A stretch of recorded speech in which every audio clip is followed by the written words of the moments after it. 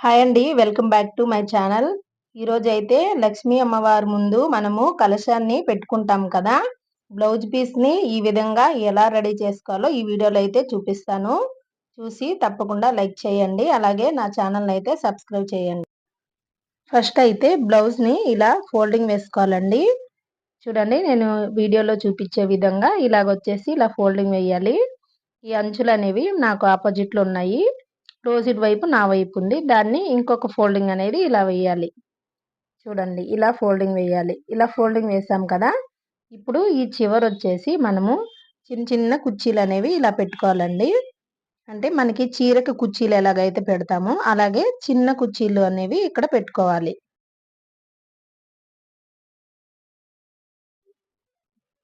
పైన కుర్చీలు పెట్టాను కదా! కింద నేను సరి చూసుకుంటున్నాననమాట. ఇలా సరి చూసుకున్నామంటే మనకి కుర్చీలు నీట్‌గా వచ్చిందా లేదా తెలుస్తుంది. పైన ఒక లబ్బర్ అనేది ఇలా పెట్టుకోవాలి. మీకు ఇంకొంచెం పెద్ద కుర్చీలు కావాలంటే ఆ లబ్బర్ అనేది కొంచెం కిందకి పెట్టాలండి. ఇలా కుర్చీలు పెట్టుకున్నాక మళ్ళీ ఈ బ్లౌజ్ పీస్‌ననేది ఇంకొక ఫోల్డింగ్ అనేది ఇలా వేయాలి. ఇలా వేసుకున్నాక చూడండి. ఈ పైన ఉంది కదా! ఇదొచ్చేసి మనము ఇలా మడుచుకోవాలనమాట. ఇలా సమోసా షేప్‌లో ఇలా రావాలి. అంటే ట్రయాంగిల్ షేప్ ఇలా రావాలనమాట. చూడండి. మనం పెట్టాం కదా! ఆ కుర్చీలనేవి మనకి పైకి ఇలా ఉండాలనమాట. అంటే లోపలికి ఫోల్డింగ్‌లోకి ఎళ్ళిపోకూడదు. బయటికి కనిపిస్తూ ఉండాలి.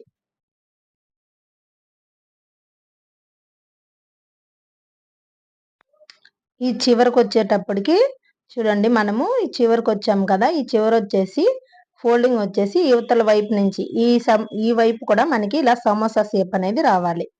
అంటే ట్రయాంగిల్ షేప్ ఇలా వచ్చి ఆ క్లాత్‌నయితే మళ్ళీ లోపలికి ఇలా మడుచుకోవాలి.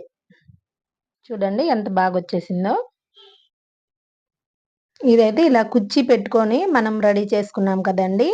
ఇంకొకటొచ్చేసి ప్లెయిన్‌గా వచ్చేలాగా రెడీ చేసుకొని చూపిస్తాను. చూడండి దీన్ని కూడా బ్లౌజ్ పీస్‌ని సేమ్ యాజ్ ఇట్ ఈజ్ మనం ముందు ఎలాగైతే వేసామో అలానే ఒక ఫోల్డింగ్ వేసుకున్నాక ఇది ఇలా ఫోల్డింగ్ వేసుకొని మళ్ళీ దాన్ని ఇంకొక ఫోల్డింగ్ ఇలా వేసుకోవాలి. అంటే 3 ఫోల్డింగ్ వేసుకోవాలి. ఇలా వేసుకున్నాక చూడండి ఈ చివరి నుంచి ఇలా ట్రయాంగిల్ షేప్ ఇలా ఇచ్చేసుకొని మళ్ళీ అక్కడి నుంచి మళ్ళీ ఇలా క్లాత్‌ననేది ఇలా ఫోల్డ్ వేసుకుంటూ ఇలా వెళ్ళాలి చివరి దాకా.